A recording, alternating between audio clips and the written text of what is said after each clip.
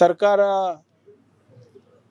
ಯಾರಿಗೆ ಜವಾಬ್ದಾರಿ ಕೊಟ್ಟರೆ ಚೆನ್ನಾಗಿ ನಡೀತದೆ, ಚೆನ್ನಾಗಿ ನಿರ್ವಹಿಸ್ತೀವಿ ಅಂದ್ಬಿಟ್ಟು ಅವ್ರು ತೀರ್ಮಾನ ಮಾಡ್ತಾರೆ. ಸೊ ಇದರಲ್ಲಿ ಯಾವುದೇ ರೀತಿಯಾದಂಥ ಗೊಂದಲ ಇಲ್ಲ. ಈಗಿರೋರ್ನೇ ರಾಜೀನಾಮೆ ಕೊಡಿಸಿ ತುಂಬಾ ಅಸಮಾಧಾನ ಹೊಂದಿರೋಂಥವ್ರಿಗೆ ದಾರಿ ಮಾಡ್ಕೊಡ್ತಾರೆ. ನೋಡಿ, ನಾನು ಮೊನ್ನೆ ಕೂಡ ಇದೇ ಹೇಳಿದ್ದೀನಿ. ನಾವು ಸುಮಾರು 140 ಜನ ಇದ್ದೀವಿ. 33 ಹುದ್ದೆಗಳಿದೆ.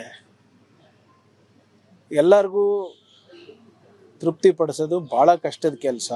ಸಾಮಾಜಿಕ ನ್ಯಾಯ ಕೊಡೋದು ಕಷ್ಟದ ಕೆಲಸ, ಪ್ರಾದೇಶಿಕ ಪ್ರಾತಿನಿಧ್ಯತೆ ಕೊಡೋದು ಕಷ್ಟದ ಕೆಲಸ.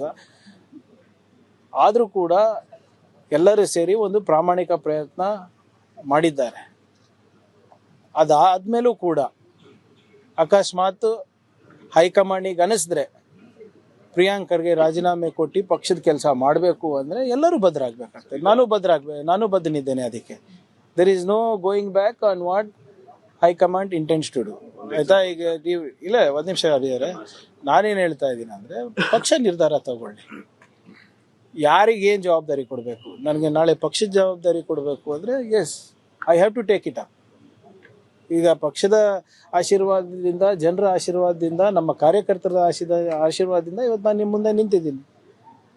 ನಾನು ಇಲ್ಲಪ್ಪ ಸಾಕಾಯ್ತು, ನೀನು ಈಗ ಪಕ್ಷದ ಕೆಲಸಕ್ಕೆ ಹೋಗು ಅಂದರೆ I have to do it. There is no choice. ಎಲ್ಲರಿಗೂ ಅನ್ವಯ ಆಗ್ತದೆ, ನನಗೂ ಅನ್ವಯ ಆಗ್ತದೆ, ಯಾರಿಗಾದ್ರೂ ಅನ್ವಯ ಆಗ್ತದೆ. ಆಮೇಲೆ ಅದರಲ್ಲಿ ಅಸಮಾಧಾನ ಪಡುವಂಥ ಯಾವುದೇ ಇದು ನನ್ನಲ್ಲಿಲ್ಲ. ಲೇಟೆಸ್ಟ್ ಎಕ್ಸಾಂಪಲ್, ಈ ಕೃಷ್ಣಪ್ಪ ಅವ್ರ ಮನೆಗೆ DK ಅವರು ಹೋದ್ರು, ಹರಿಪ್ರಸಾದ್ ಅವರು ಹೋದ್ರು, ಸುರ್ಜೇವಾಲಾ ಅವರು ಹೋದ್ರು. ಅವ್ರು ಹೇಳ್ತಿರೋದು ತುಂಬಾ ಕ್ಲಿಯರ್ ಇದೆ, ನಾವು ಮಿನಿಸ್ಟರ್ ಕೊಡ್ಬೇಕಿತ್ತು, ಕೊಟ್ಟಿಲ್ಲ. ಮುಂದಿನ ದಾರಿ ನಮಗೆ ಗೊತ್ತಿದೆ ಅಂತ ಬಹುತೇಕ ಮಾತಾಡೋರು ಎಲ್ಲರೂ ಕೂಡ ಮುಂದಿನ ದಾರಿ ನಮಗೆ ಗೊತ್ತಿದೆ ಅಂತ ಪರೋಕ್ಷವಾಗಿ ಹೇಳ್ತಿರೋದು.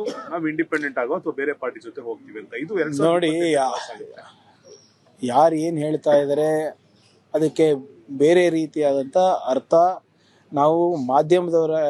ತಾವು ಮಾಧ್ಯಮದವರಾಗಲಿ ಅಥವಾ ನಾನು ಪಕ್ಷದ ಕಾರ್ಯಕರ್ತನಾಗಲಿ ನಾನು ಹೇಳೋಕ್ಕಾಗೋದಿಲ್ಲ.